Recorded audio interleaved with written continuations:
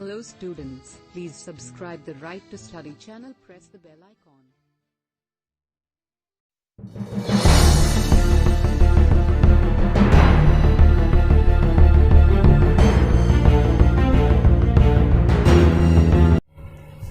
Hello everybody, आप सब कैसे हैं? आशा करता हूं कि आप सब ठीक होंगे। तो आज हम ले चलते हैं रिस्पायरेशन का 3 लेक्चर, यानी plant respiration and human respiration का 3 लेक्चर। आज हम पढ़ेंगे ह्यूमन रिस्पायरेशन के बारे में, यानी मानव में श्वसन के बारे में। ठीक है, तो देखिए कह रहा है कि मानव श्वसन तंत्र में निम्नलिखित भाग होते हैं। मानव श्वसन तंत्र में क्या होते हैं? निम्नलिखित भाग होते हैं। कौन कौन भाग होते हैं? तो आइए देखते हैं। तो सबसे पहले कह रहा है नासा गुहा, ठीक है।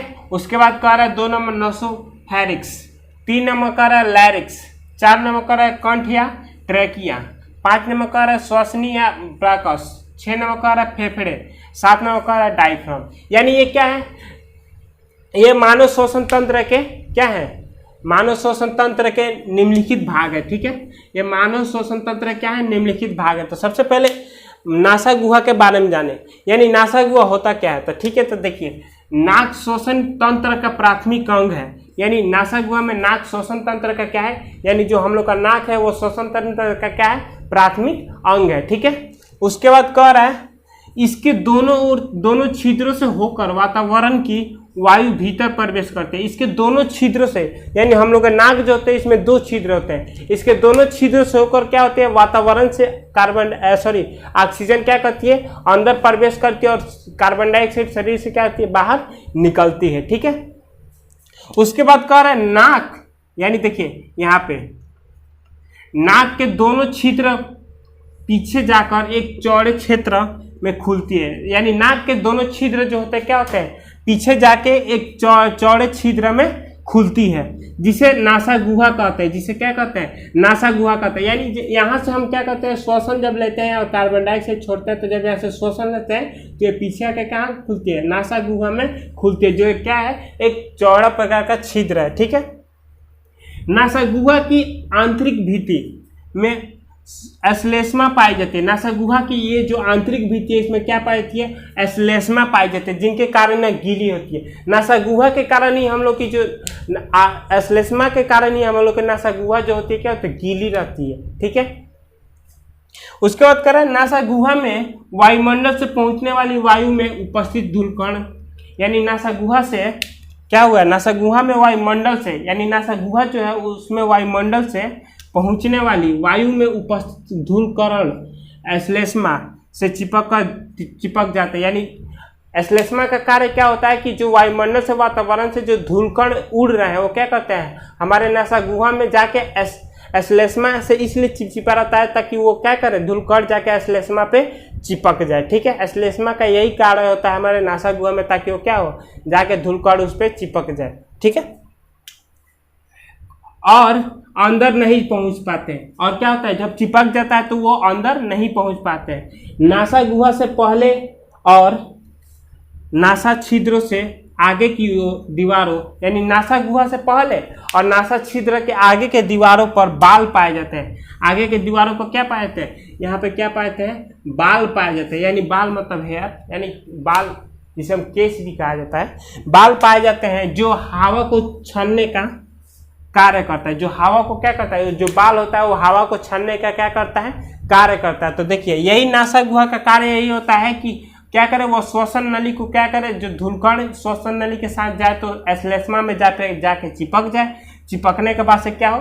और वहाँ पे नासा गुहा में बाल पाए जाते हैं। उस बाल के कारण क्या होता है? जो धूलकण छने और छन के वो क्या करे? एस्लेस्मा पे चिपक जाए। ठीक है, यही कार्य होता है नासा गुहा का। इसको नोट कर लीजिए।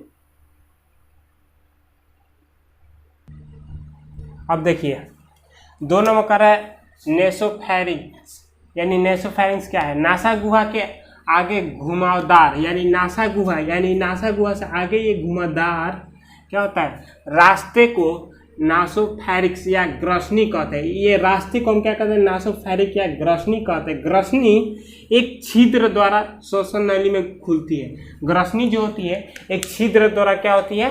श्वसन नली में खुलती है। ठीक है, इसे ग्लाटिक्स कहते हैं। इसे क्या कहते हैं? ग्लाटिक्स कहते हैं। एक उपस्थिति युक्त कपाट द्वार ढका रहता है जिसे एपिग्लॉटिक्स कहते हैं। यह श्वसन नली में भोजन के कारण कणों को जाने से रोकता है। यानी ये जो हम यहाँ पे राउंड देख रहे हैं इसको क्या कहते हैं, एपिग्लॉटिक्स कहते हैं। ये उसका कार्य क्या होता है कि इसका कार्य यही होता है कि जब ग्रसनी से भोजन जब ग्रहण करते हैं तो ये क्या करता है, भोजन के कणों को श्वसन नली में जाने से रोकता है।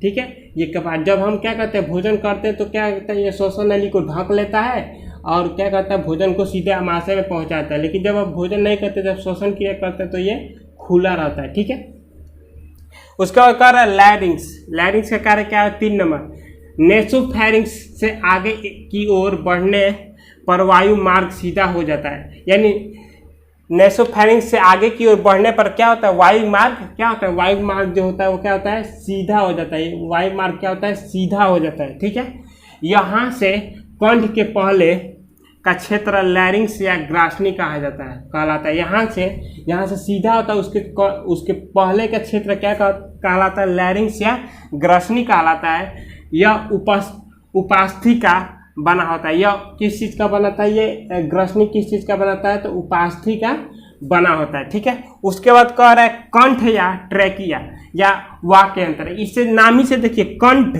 या ट्रैकिया या वाक्य यंत्र, यानी कहने का मतलब कंठ का ये या ट्रैकिया का या वाक्य यंत्र का, यानी ये जो हमारा है ये वाक्य यंत्र है। यानी बोलने, जो भी हम बोलते हैं इसी के सहारे हम क्या करते हैं, बोलते रहते हैं। ठीक है, तो कह रहा है यह एक लंबी चौड़ी और उपास्थि की बनी हुई नलिका। यह एक लंबी चौड़ी उपास्थि की बनी एक नलिका होती है जो लैरिंग्स के आगे के भाग में उपस्थित होती है। जो लैरिंग्स के आगे की भाग में क्या होती है, उपस्थित होती है।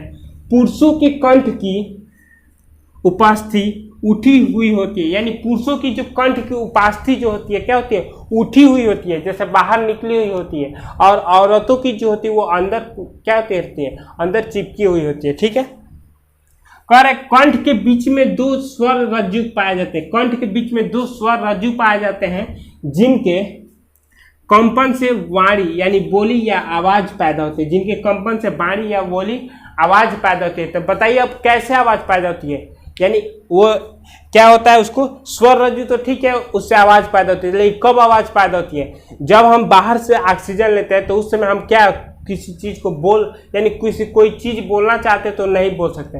जैसे आप लोग सांस लीजिए, बाहर से बोल के देखिए तो बोल पा रहे हैं, नहीं पा रहे हैं। लेकिन जब हम क्या करते हैं, अंदर से जब कार्बन डाइऑक्साइड को बाहर छोड़ते हैं, तो बाहर जब छोड़ते हैं ना, बाहर निकलता है, तो जब कार्बन डाइऑक्साइड बाहर निकलता है तब हम बोलते हैं। तो वही जो कार्बन डाइऑक्साइड निकलता है तो क्या कहता है, स्वर रज्जु में जाकर टकराता है और जो हम बोलना चाहते हैं वो आवाज वहां से कंपन करके निकलती रहती है। ठीक है, इसको नोट कर लीजिए।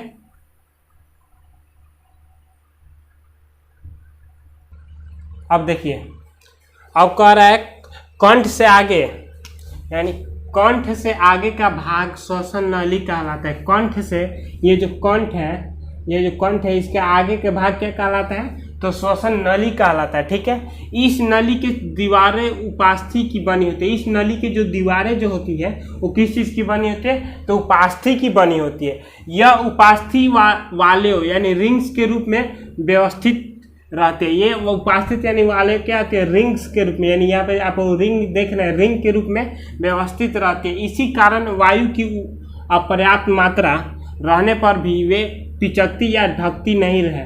यानी इसी कारण, यानी वाले यानी रिंग्स के कारण ही क्या होता है, जब हम क्या करते हैं, कभी कभी क्या होता है कि हमारे अंदर दौड़ के जब आते हैं, दौड़ने के बाद से हमारे अंदर क्या होता है, सांस की कमी होती है। तो सांस की कमी होने के कारण क्या होता है, अगर ये रिंग्स नहीं रहते यानी वाले नहीं रहते तो क्या होता, हमारी जो श्वसन नली है जो पिचक जाती है, यानी क्या होती है, आपस में चिपक जाती है। तो यही रिंग्स जो होते हैं, जब हमारे अंदर शरीर में सांस की कमी हो जाती है तो यही रिंग्स जो होते हैं उसको चिपकने नहीं देते हैं। ठीक है, ताकि हम ये अगर चिपक जाए तो हम क्या कर सकते हैं, सांस नहीं ले सकते, ना छोड़ सकते हैं ना ले सकते हैं। ठीक है, उसके बाद कह रहे हैं श्वसन नली आगे विभाजित होकर ब्रांकस बनाती है। श्वसन नली आगे विभाजित होकर क्या बनाती है, तो ब्रांकस बनाती है। ब्रांकस ट्रैकिया के आगे का भाग ब्रांकस कहलाता है। ट्रैकिया के ये जो ट्रैकिया है इसके आगे का भाग क्या कहलाता है, ब्रांकस कहलाता है। ठीक है, ट्रैकिया आगे जाकर उल्टे वाई के आकार में 2 शाखाओं में बंट जाती है। यानी ट्रैकिया आगे जाके उल्टे वाई, देखिए उल्टा वाई यहाँ पे बना ना, उल्टे वाई के आकार में 2 शाखाओं में विभाजित हो जाती है। प्रत्येक शाखाएं ब्रांकस कहलाती है। प्रत्येक शाखाएं जो होती है क्या कहलाती है? ब्रांकस कहलाती है। ये प्रत्येक शाखाएं जो होती है क्या कहलाती है? ब्रांकस कहलाती है। ठीक है, अब देखिए फेफड़े कह रहा है दोनों ब्रांकस से एक एक फेफड़े लगे होते हैं। दोनों ब्रांकस से क्या होता है? ये जो दोनों ब्रांकस है इसे एक एक क्या होते हैं? फेफड़े लगे होते हैं। प्रत्येक फेफड़े दोहरी झिल्लियों से घिरा रहता है। प्रत्येक फेफड़े जो होता है ये क्या होता है? दोहरी झिल्लियों से। यहाँ पे देखिए डबल लाइनिंग किया गया ना, यानी दोहरी झिल्लियों से क्या होता है? घिरा रहता है, जिन्हें फुफ्फुसा वाड़ी या प्लेमोनरी झिल्ली कहते हैं, जिसे फुफ्फुसा वाड़ी या प्लेमोनरो झिल्ली कहते हैं। ये झिल्ली को क्या कहते हैं? प्लेमोनरो झिल्ली कहते हैं। ब्रांकस जब फेफड़े के अंदर पहुंचता है तब वह छोटी छोटी अनेक शाखाओं में विभाजित हो जाती है। ये छोटी छोटी क्या होती है? अनेक शाखाओं में विभाजित हो जाती है। प्रत्येक शाखा को ब्रांकियोला कहते हैं। प्रत्येक की जो छोटी छोटी शाखाओं में क्या होती है? विभाजित हो जाती है। ये प्रत्येक शाखा को क्या कहते हैं? तो ब्रांकियोल कहते हैं। ठीक है, प्रत्येक शाखा को हम क्या कहते हैं? तो ब्रांकियोल कहते हैं। ठीक है, इसको नोट कर लीजिए। पाणी जी तो आप देखिए कह रहा है कि ब्रांकियोल पतली भित्तियों वाली कुपिकाओं में खुलती है। ये ब्रांकील जो होती है ये ब्रांकील है। ठीक है, ये क्या होती है? पतली कुपिकाओं में खुलते हैं। ये पतली जो कुपिकाएं हैं ये कुपिकाओं में खुलती है। इन कुपिकाओं को वायुकोश या एलोबैली कहते हैं। इन कुपिकाओं को वायुकोश या एल्बोबैलिक कहते हैं। इनकी भित्तियों में एक कोशिकाओं का जाल बिछा होता है। इनकी भित्तियों में क्या होता है? एक कोशिकाओं का जाल बिछा होता है। ये कोशिकाएं प्लुमोनरी धमनी द्वारा लाए गए रक्त से भरी रहती है। ये कोशिकाएं जो होती है प्लुमोनरी धमनी द्वारा लाए गए रक्त से भरी होती है। अब देखिए, यानी तो हम लोग जानते हैं कि रक्त का प्रवाह कैसे होता है, ऑक्सीजन का प्रवाह कैसे होता है? तो रक्त के माध्यम से होता है। तो कैसे ऑक्सीजन कैसे रक्त में मिलता है? तो ये जो होता है ये कुपिकाएं के पास में क्या होते हैं? एक कौन सी कोशिका होती है? वह कौन सी कोशिका होती है जी? पल्मोनरी धमनी द्वारा लाए गए रक्त से भरी। तो यानी कहने का मतलब इनकी भित्ति कोशिकाओं का जाल होता है। यानी इनकी भित्ति जो होती है कोशिकाओं का जाल होता है, जो किससे भरा होता है? पल्मोनरी धमनी द्वारा लाए गए, यानी पल्मोनरी धमनी द्वारा लाए गए पूरे क्या होते हैं? रक्त से भरी रहती है। और क्या होता है? ये जो होता है ये कुपिका जो होती है एकदम पतली पतली एकदम दीवार होती है। पतली पतली दीवारें जब हम शोषण करते हैं तो क्या होता है? छिद्र दीवारें होती है। जैसे मटके में आप लोग देखेंगे छिद्र दीवारें होते हैं ना, तभी न जाके वो क्या होता है? पानी ठंडा रहता है। वैसे ही ये भी क्या होते हैं? छिद्र दीवार रहती है। छिद्र दीवार होने के कारण ये ऑक्सीजन इसमें आता है, तो ऑक्सीजन क्या होता है? रक्त में मिल जाता है और यहाँ से कार्बन डाइऑक्साइड को आकर्षित करके क्या होता है? ये बाहर निकाल देता है। ठीक है, कह रहा है दोनों फेफड़ों को मिलाकर लगभग 700 कुपिकाएं पाए जाती है। यानी दोनों फेफड़ों में 700 कुपिकाओं के गुच्छे पाए जाते हैं। ठीक है, कुपिकाओं की भीतरी सतह पर सल्की एपिथेलियम ऊतक पाए जाते हैं। यानी कुपिकाओं के भीतरी सतह पर, यानी ये कुपिकाएं इसके भीतरी सतह पर सल्की एपिथेलियम ऊतक पाए जाते हैं। ठीक है, उसके बाद कह रहा है कुपिकाओं की भीतरी सतह पर सल्की एपिथेलियम ऊतक पाए जाते हैं। कुपिकाओं के कारण फेफड़ों का आंतरिक क्षेत्रफल वास्तविक रूप से बढ़ जाता है। फेफड़ों का यानी एपिथेलियम ऊतक पाए जाने के कारण इनका आंतरिक क्षेत्रफल क्या होता है? वास्तविक रूप से बढ़ जाते हैं। आंतरिक मतलब अंदर का क्षेत्रफल जो होता है वास्तविक रूप से क्या होता है? बढ़ जाते हैं। इनका कुल सम्मिलित क्षेत्रफल लगभग 80 वर्ग मीटर होता है। मीटर के लगभग होगा इनका कुल सम्मिलित, यानी वो जब सम्मिलित रहते हैं तो उनका कितना होता है? 80 वर्ग मीटर के लगभग होगा, जो हमारे शरीर के कुल क्षेत्रफल से भी बहुत अधिक है। जो हमारे शरीर के कुल क्षेत्रफल से भी क्या है? बहुत अधिक है। ठीक है, इसको नोट कर लीजिए।